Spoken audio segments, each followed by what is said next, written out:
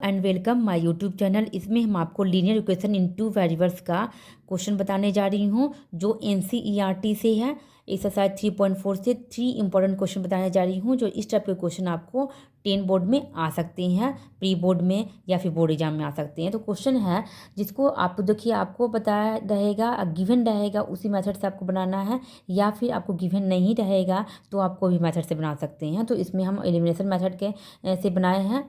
Given है if we add 1 to the numerator and the subtract 1 from the denominator, a fraction reduces to 1 if becomes half, मतलब 1/2 if we only add 1 to the denominator, what is the fraction। तो आपको fraction निकालना है।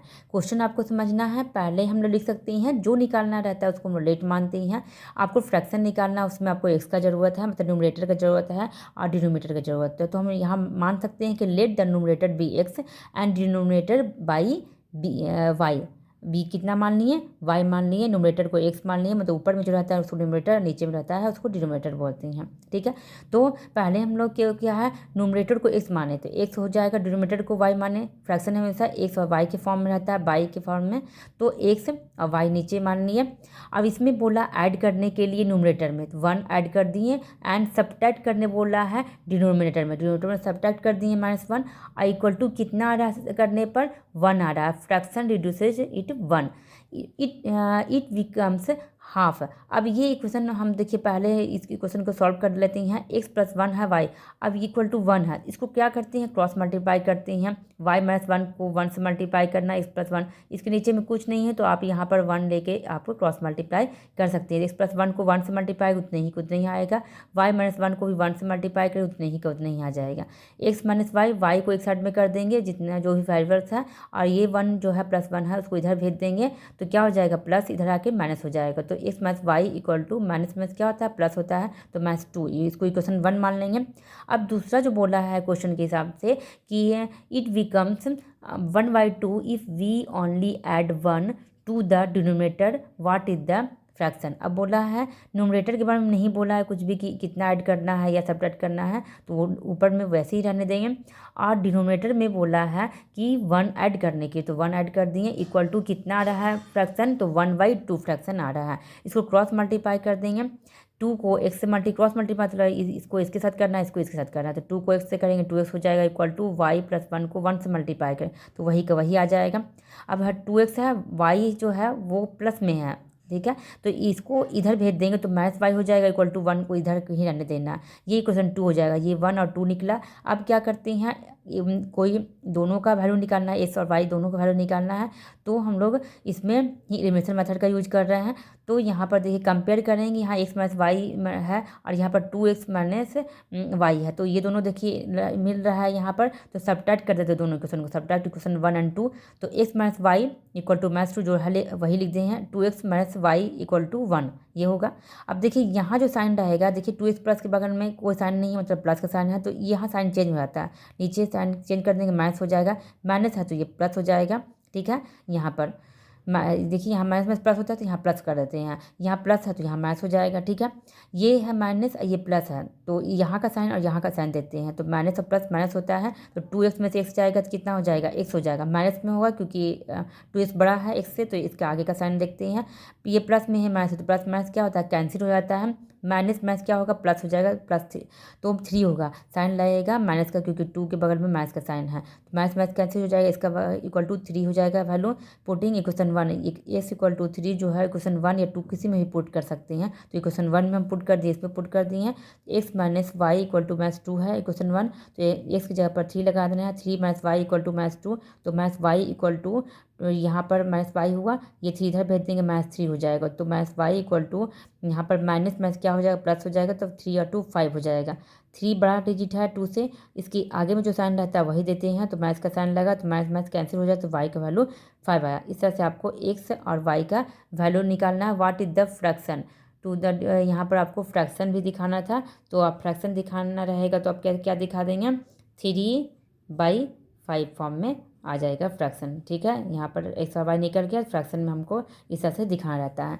Question 2 है यहाँ पर 5 years ago Noori was thrice as old as Sonu, 10 years later Noori will be twice as old Sonu, how old are Noori and Sonu. तो Noori and Sonu का as कितना है, तो जो नहीं पता रहा तो उसको निकालते हैं। पहले लिखते हैं let the age of Noori be x and Sonu be y, दोनों का एज हम लिख दिए। अब बोला 5 years ago, मैंने 5 साल पहले सोनू सॉरी नूरी और सोनू दोनों का एज कम होगा, तो नूरी के एज क्या माने थे, एक्स माने हैं, तो एक्स के साथ क्या कर देंगे -5 कर देंगे, 5 साल पहले बताया गया, इक्वल टू करेंगे, दोनों को इक्वल दिखाते देते हैं।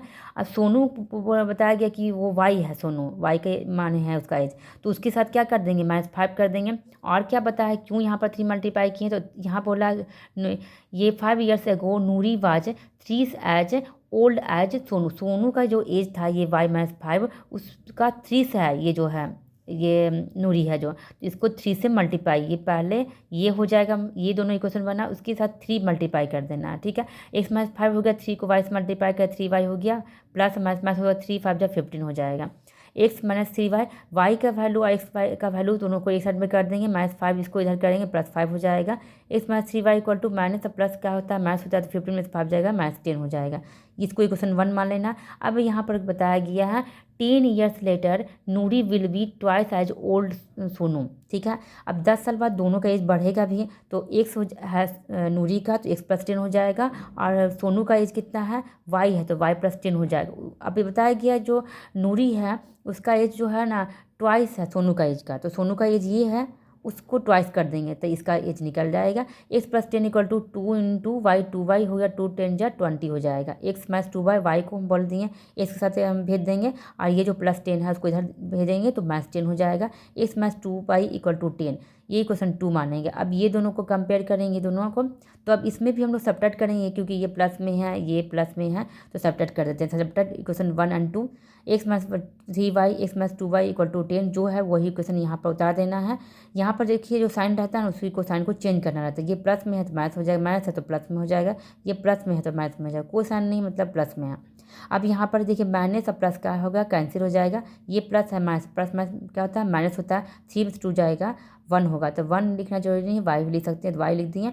अब जो साइन है ना वो कौन सा लगाएंगे, ये जो बड़ा है उसके आगे में जो साइन है वही लगाते हैं। इक्वल टू 10 माइनस में प्लस होता है 10 20 हो जाता है, माइनस कैंसिल हो जाएगा, वाई का वैल्यू 20 आ गया।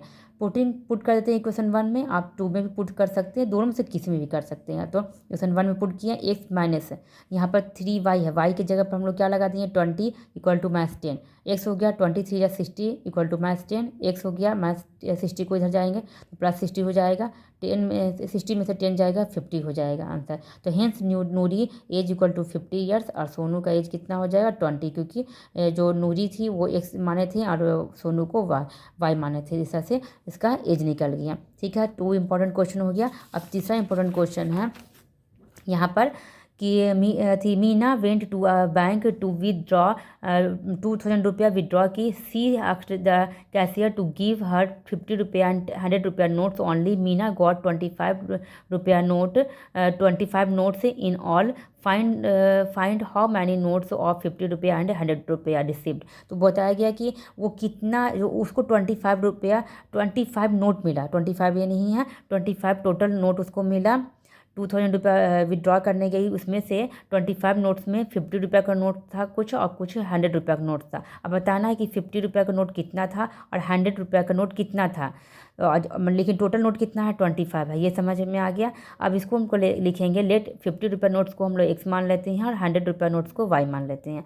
अब दोनों को क्या कर देंगे x + y, पहला हम लोग इक्वेशन 2 इक्वेशन इसमें निकालना रहता है, लीनियर इक्वेशन 2 वेरिएबल्स है, तो x + y इक्वल टू 25 की टोटल नोट्स कितना है 25 है, तो ये इक्वेशन 1 मान लेंगे। अब दूसरा हम लोग निकालेंगे कि 50 रुपया का नोट्स था को हम लोग x माने तो 50 × x कर देंगे, और 100 रुपया नोट्स को y माने तो 100 × y हो जाएगा।